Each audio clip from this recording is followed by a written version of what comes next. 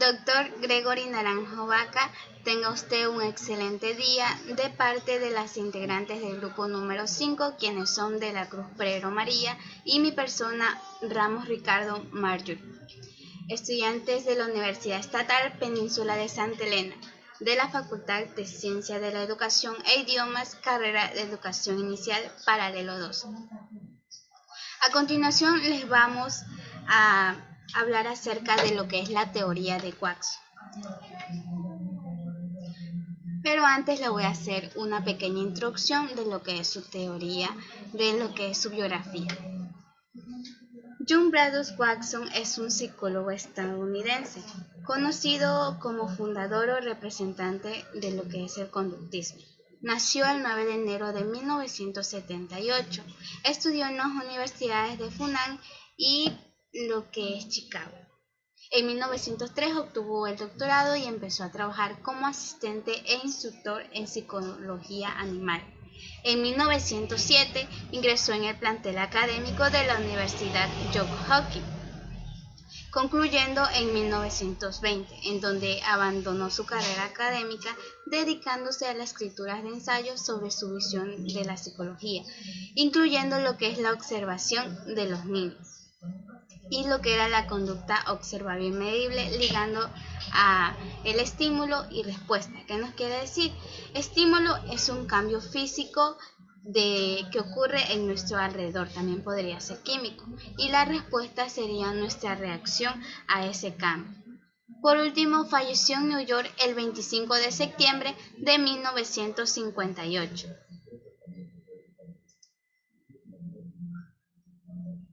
Con respecto a la teoría, John Watson fue el que popularizó el conductismo, ayudó a lo que es el estudio del comportamiento humano y la psicología como ciencia.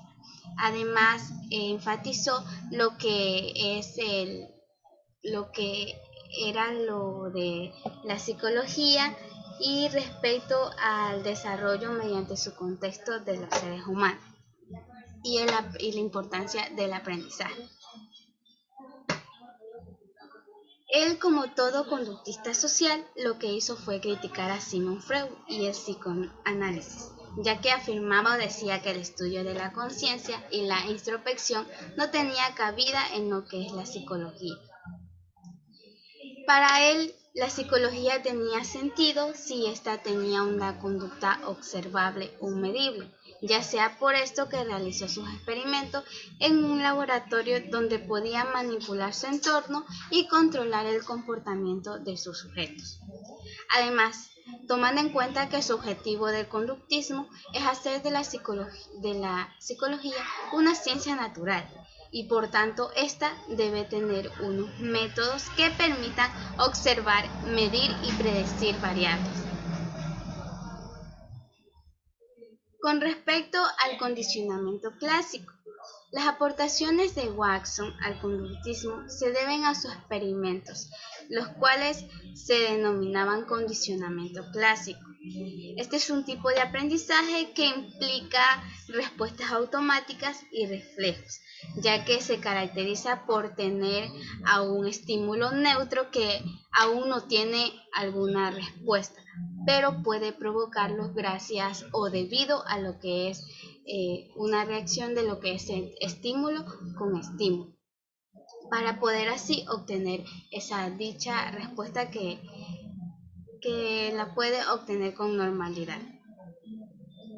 Cabe recalcar que Watson se inspiró en las investigaciones de Ivan Pavlov, pero con la única diferencia que sus ideales o sus pensamientos nos decían que también se podía explicar en el aprendizaje en los humanos. Watson tenía claro que las emociones también se aprendían mediante asociación condicionada, por lo que las diferencias en el comportamiento entre humanos eran causa de las distintas experiencias que cada uno vivía. A continuación les voy a mostrar lo que son las características: involuntario, emotivo y recompensa anterior al comportamiento adecuado. El condicionamiento clásico se enfoca en el aprendizaje de respuestas o psicologías involuntarios. Las respuestas emocionales son nuestros sentimientos o cómo nosotros reaccionamos. O psicología involuntaria nos quiere decir que va mucho más allá de lo que nosotros tengamos planeado reaccionar. A través de lo que es el proceso del condicionamiento clásico, nos permite capacitar ya sea a los animales como a los seres humanos a responder o a reaccionar de una manera involuntaria ante un estímulo que antes no tenía algún efecto. Como ejemplo del condicionamiento clásico tenemos el siguiente. Cuando los alumnos están solos en las aulas y escuchan a un maestro acercarse, se suelen sentar rápidamente y estar en silencio. El condicionamiento clásico se debe a que cuando escuchan a algún maestro, saben que deben de comportarse de esa manera. También tenemos lo que es los traumas emocionales. Si alguna vez nosotros hemos tenido alguna mala experiencia en aquel lugar, cuando volvemos a estarlo, tenemos esa sensación desagradable. Para entender un poco mejor, tenemos lo A continuación, les mostraré un ejemplo de condicionamiento clásico que ocurre en los colegios y es la sensación de libertad que asocia un estudiante al escuchar el timbre de recreo. El recreo es un estímulo incondicionado que genera una sensación de libertad en un estudiante. El timbre del recreo será el estímulo neutro que anuncia la llegada del receso, pero por sí solo no genera ninguna respuesta.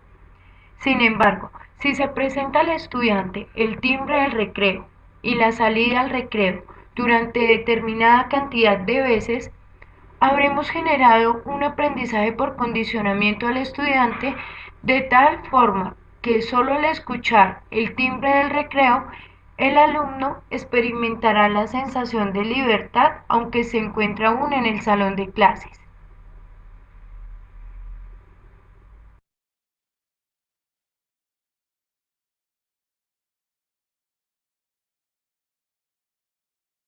A continuación la compañera María.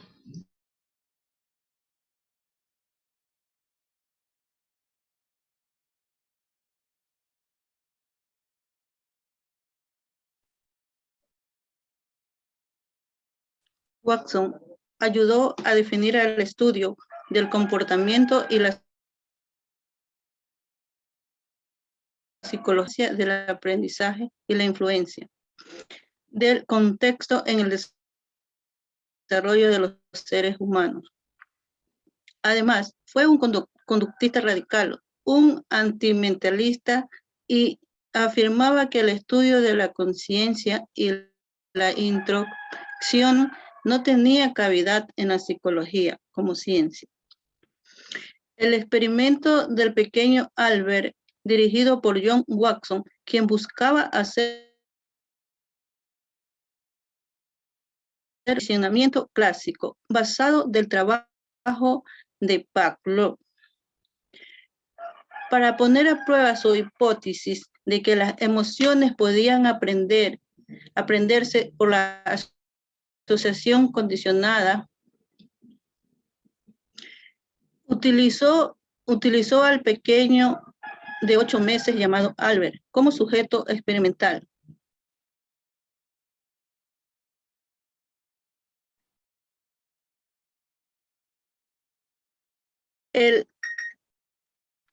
Al pequeño le presentaron varios animales, incluso una fogata.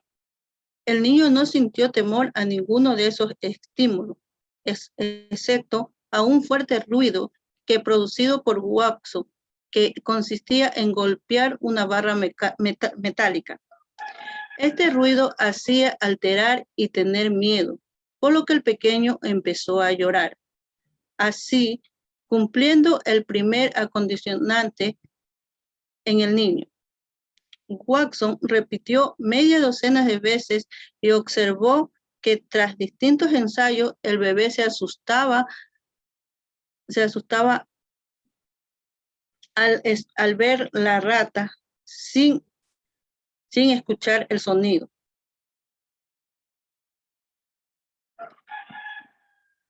Y esto era lo que le provocaba miedo y esto se convertía en un estímulo condicionado Entonces, quiere decir que el roedor provocaba una respuesta condicionada que es igual al sentimiento de miedo. La psicología de Watson se basa en el esquema ER, que significa estímulo-respuesta. Consideraba que la respuesta era contracciones musculares o secreciones glandulares. No había instinto en el hombre, según el conductismo, y las emociones son reflejos condicionados, según Watson. Según Watson, las teorías emociones innatas son el mundo, la rabia y el amor. Y por último, uno de los aspectos más destacados del conductivismo o inducido por Watson era el descondicionamiento del miedo. Experimentó con un experimento que realizó con el pequeño Peter, donde dejó de tener miedo el niño con ciertos animales, por ejemplo, como el conejo y la rata. Mediante esta desensibilización sistemática, el cual anticipó terapias modernas de conducta como terapias de modificación de la conducta. Watson realizó un experimento con niños sobre condicionamiento de miedo, que es uno de los principales antecedentes de la terapia del comportamiento. Para Watson, el objetivo de la psicología era predecir y controlar la conducta. El experimento del pequeño Albert era una demostración empírica del procedimiento de condicionamiento clásico. La siguiente diapositiva, compañero.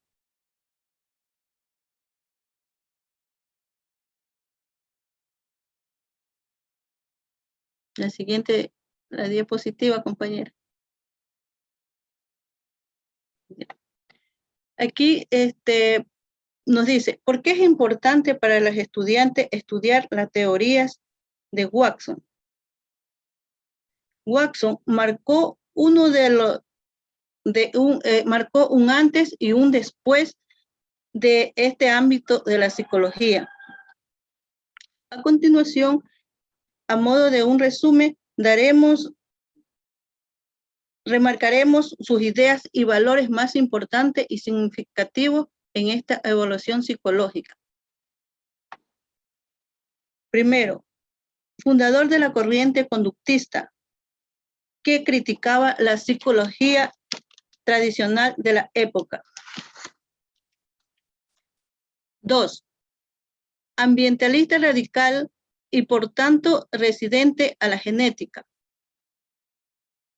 3. El nuevo objeto de estudio era la conducta prescindiendo de la conciencia. 4. Experimento del pequeño Albert, que establece una respuesta emocional condicionada de miedo a la rata blanca, que da lugar a una generalización de las respuestas emocionales a otro estímulo. 5. Experimento del pequeño Peter, que con el fin de desaparecer las reacciones emocionales del miedo a distintos animales. 6. A partir de Watson surgieron dos tipos de conductismo, el conductismo radical y el conductismo metodológico. Gracias. Esto era lo que teníamos de las aportaciones de la teoría de Watson, junto con mi compañera Marjorie.